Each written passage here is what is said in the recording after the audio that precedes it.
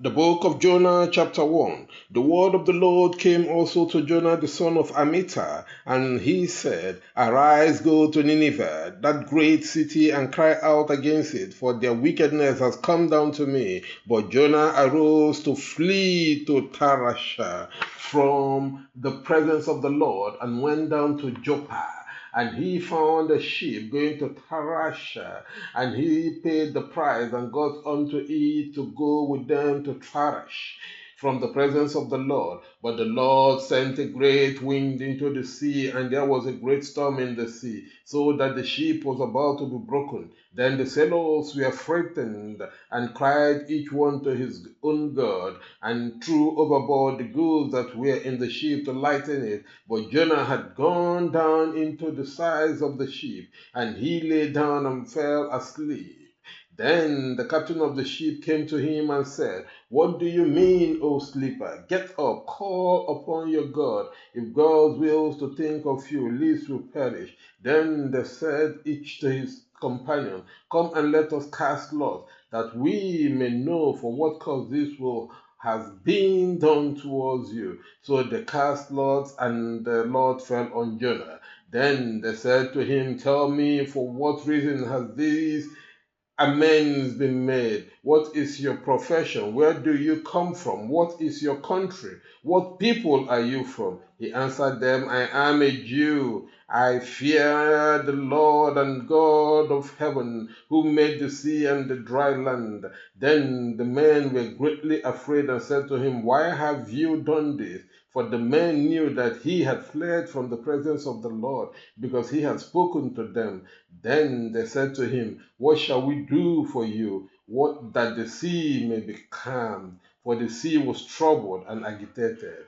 And he said to them, Take me and cast me into the sea, so the sea will calm down for you. For I know that because of me this great storm is upon you. And the men rowed to bring him ashore, but they could not, for the sea was churning and disturbing them. Therefore they cried out to the Lord and said, We beseech thee, O Lord, we beseech thee, let them not die for this man's life, and let not his innocent blood be shed. For thou, Lord, hast done as it pleased thee. Then they took Jonah and threw him into the sea, and the sea ceased to rage. Then the men feared the Lord greatly, and they offered sacrifices to the Lord and made vows. Now the Lord had prepared a great fish to swallow up Jonah, and Jonah remained in the belly of the fish 3 days and 3 nights.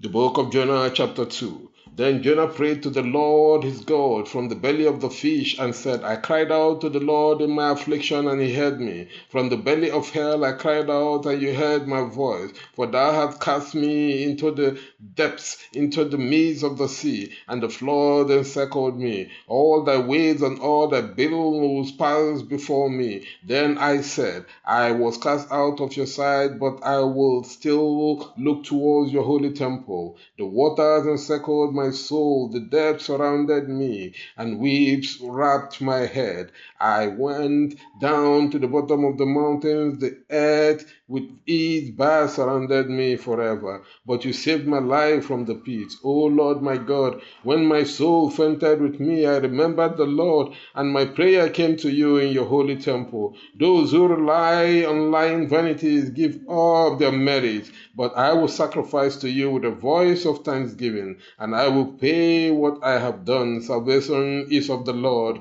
The Lord spoke to the fish, and it drove Jonah away to the dry land.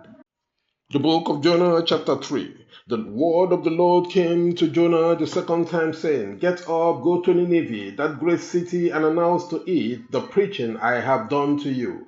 And Jonah arose and went to Nineveh. According to the word of the Lord, Nineveh was a great and excellent city with 3 days' journey. Jonah began to enter the city with a day's journey and cried out, saying, For more days and Nineveh will be destroyed. Then the people of Nineveh paid homage to God, proclaimed their fast, and clothed themselves in sackcloth. From the greatest to the least, the king of Nineveh learned that he has risen from his throne, stripped himself of his robe, covered himself with sackcloth, and sat down under the ashes.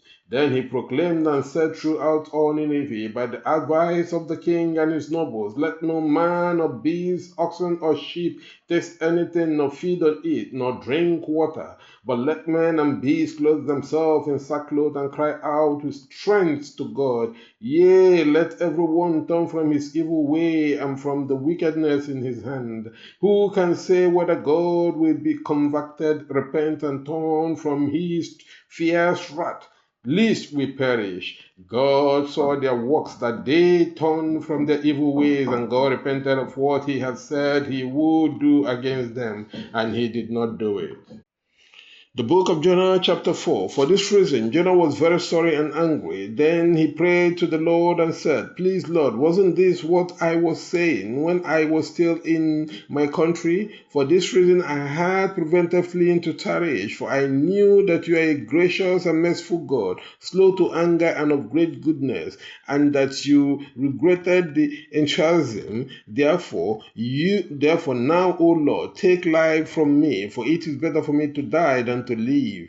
Then the Lord said, Are you right to be angry? Then Jonah went out of the city and stood on the eastern side of the city and built himself a boat and stood under it in the shade to see what would be done in the city. And the Lord God prepared a raft and sprung it upon Jonah, that it might overshadow his head and relieve him of his grief. So Jonah rejoiced greatly over the gallant. But God prepared a worm at the rising of the morning of the next day, which struck the gourd and withered it. When the sun rose, God also prepared an eastern and fervent wind, and the sun beat down on Jonah's head, and he fainted and wished in his heart to die, and said, It is better for me to die than to live.